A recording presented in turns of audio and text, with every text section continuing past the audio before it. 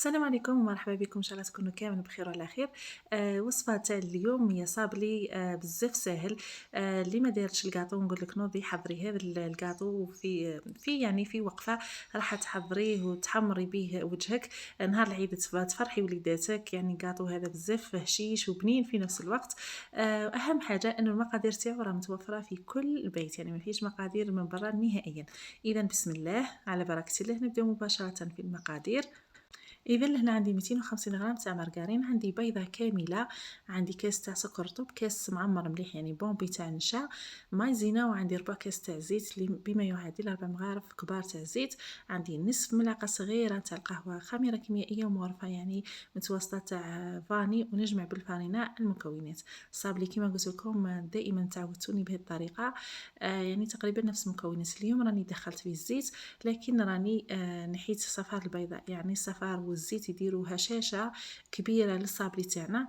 يعني كي ضفت الزيت نحيت صفار البيضاء. اللي ما تقدرش دير زيت ولا ما تحبش الزيت دير صفار بيضاء مع بيضه كامله، وبقيه المكونات تجمعهم بالفارينه عادي حتى تحصلوا على عجين. كي دائما نقول لكم عجين يكون طري وما يكونش يابس، يكون يعني تجمعنا وما يلصقناش في اليد.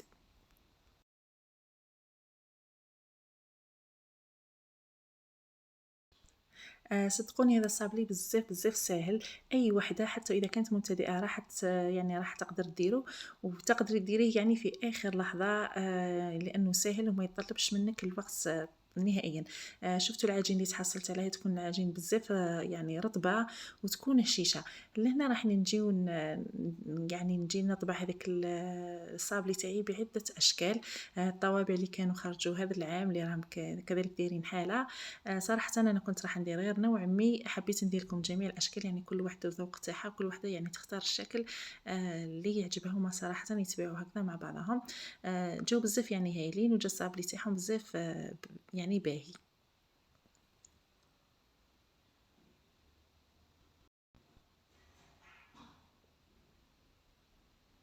وحنا نطبعوا في العجين تاعنا الطابع لازم يعني نحطوه في الفارينه ننفضوه شويه، بعد ذلك نجي نطبع الاشكال اللي نحبها اللي هكذا باش ما يلصقليش يعني هذاك العجين في الطابع، ويعني تتكسر لي الحبه هذيك. كيما قلت لكم كل واحد يدير الشكل اللي يعجبه. كاين بزاف اشكال، كاين دائري، كاين مربع يعني بزاف باهي، كاين حتى الهلال هذاك باهي. يعني كل وحده وتختار النوع اللي تفضلوا. شوفوا لهنا راني حاولت يعني نطبع لكم فوق البوطاجي يعني عادي مع الفارينه.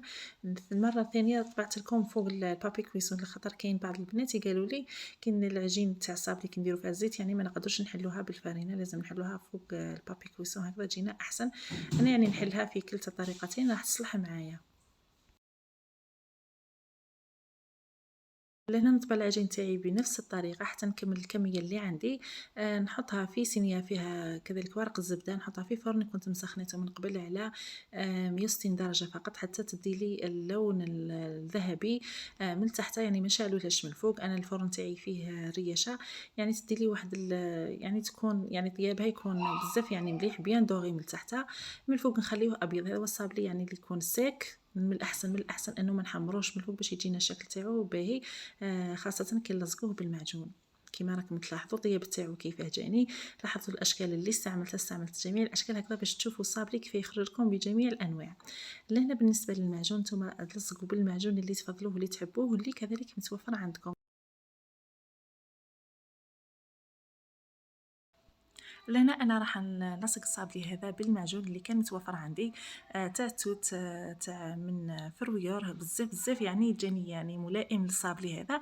بصح نتوما يعني لصقوا الصابلي تاعكم باي معجون ولا اي حاجه يعني تكون متوفره عندكم. اذا لهنا الصابلي هذا كيما راكم تلاحظوا عنده بزاف اشكال كيما قلت لكم.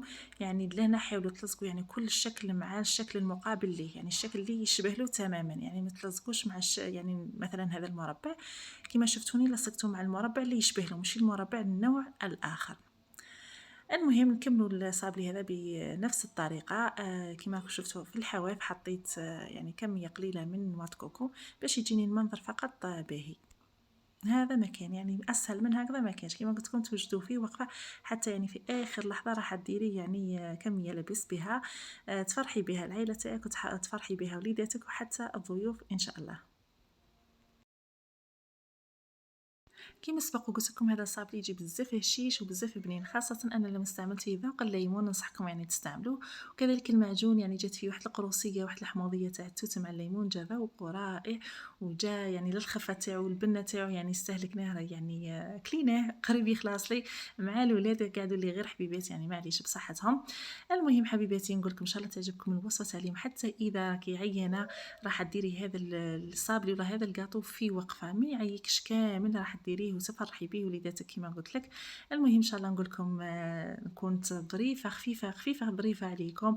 ان شاء الله نتمنى لكم عيد مبارك وكل عام وانتم بصحه جيده، كل عام وانتم طيبين وكل عام وانتم زاهيين وباهيين.